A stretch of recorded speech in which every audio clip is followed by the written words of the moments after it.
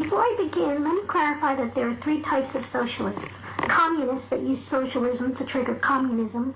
Socialists that don't realize that socialism triggers communism, but knows it triggers bankruptcy. And ones that are being used because they don't realize what the others are doing. So when I talk about they and them, it applies to one of those groups. There are also Democrats who have not realized that their party has been taken over. So now let's proceed. Do you ever wonder how the left continues to be portrayed as the People's Party? I don't just mean with the media.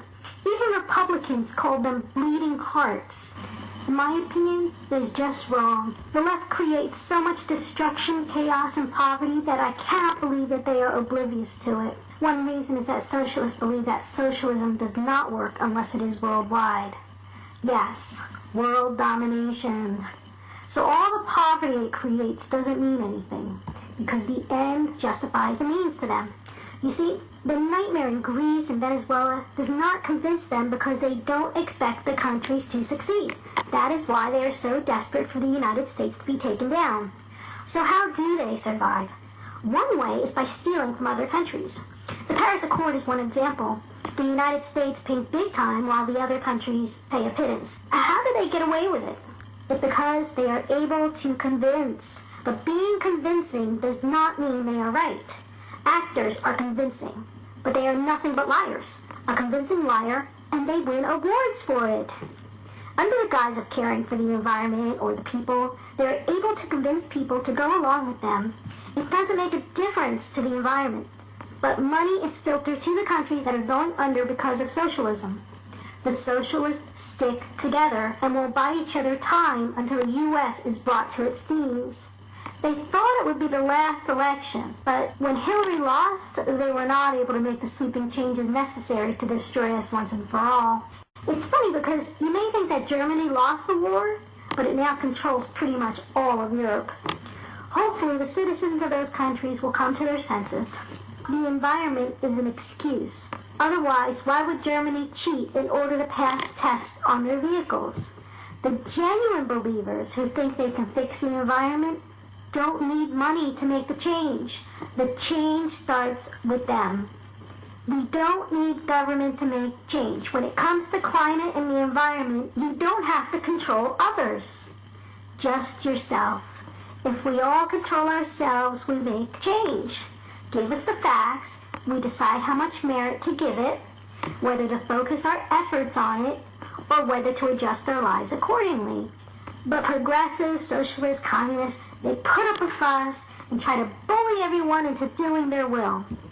They try to force it on others through taxes, and in America, we just don't put up with that. But despite the left's bullying, they always land on top.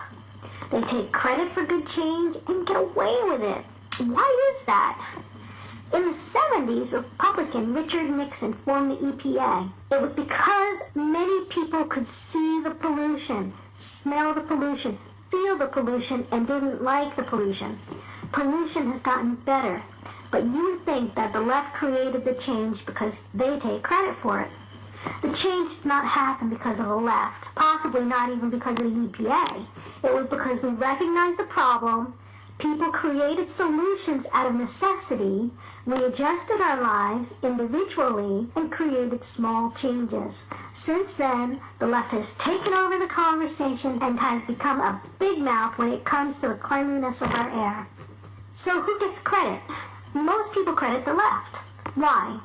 Because they have the biggest mouths, and they are constantly making a fuss when in reality, they only created conflict with their protesting. Everyone has to breathe the air, and we all want clean air. The pollution did not change because of them. It changed because conservatives, libertarians, progressives, most people made micro adjustments in their lives that was based on knowledge and income. Once the pollution went away, you would have thought that the EPA would have lost their jobs. But they don't want to lose their jobs, and the power went to their heads. So they found more problems, and more problems. And now they are a huge monster attacking everyone. The progressive left fantasizes about themselves as being Don Quixote, a hero in their own mind, when in reality, they are creating chaos. We usually have to go in and fix the mess they created. They take credit for the change when in reality they created conflict by trying to bully everyone. So what do we learn from this? 1, when government takes over, it becomes a monster. And 2, all that protesting makes it look like the left cares more when they don't. Most people care, and certainly as Christians, the conservatives respect nature and their fellow man because it is of God. Think about it. Where do most conservatives live? In the rural areas, close to nature, doing physical labor and living off the land. And most liberals are usually in the big stinky cities, dependent upon a gym for exercise and farmers for food. Most like the anonymity of cities, so they don't get noticed when they do things wrong. The rest are trapped due to Democrats suppressing them. As another example of where else they stole credit, look back at slavery. The Republican Party was formed specifically to wipe out slavery. Conservatives are morally responsible and usually religious. How could we stand by and watch how our fellow man was being treated? The Republicans couldn't. They were willing to die to stop the horrible treatment of their fellow man. Hundreds of thousands of them died trying to save their fellow man from slavery. After the war, the Republicans tried to give all men equal rights and passed the Civil Rights Bill in the late 1800s. The racist, Democrat, former slave owners wouldn't stand for it. They certainly did not want guns in the hands of their former slaves. Gee, I wonder why. It was eventually overturned by the Supreme Court. Later in the 1960s, the big-mouth Democrats finally realized that all men should be created equal and started protesting and putting up a fuss about equal rights. They were making a big deal out of something that the Republicans wanted to begin with, as if Republicans were the bad guys. It finally became law and stayed a law. Are the Republicans remembered for passing the bill in the 1800s? No, because they didn't make a big deal out of it. They just made it happen. In the 1900s, the Democrats made a big deal out of it and claimed it as their own. Republicans just aren't loud or in your face. So now the socialist, progressive Democrats, whatever you want to call them, or whatever they call themselves today, take credit and get away with it. One area the left did have progress in is in free speech. They fought like crazy for the right to brainwash our children with the communist-laced free speech. But we now know that they didn't fight for free speech. It was only for free communist speech. They want the rest of us to shut up. They take credit for all the good, even when they don't deserve it. And as a result, they are viewed as good-hearted, when in reality, they are a party of force and instigators of conflict. But you wouldn't know it by listening to their arguments. Even with the tragedy happening in Venezuela and other socialist countries, they don't see socialism as bad. Truly, the end justifies the means to them. How stupid is it to kill off people so your ideology of equality and no poverty for everyone can succeed?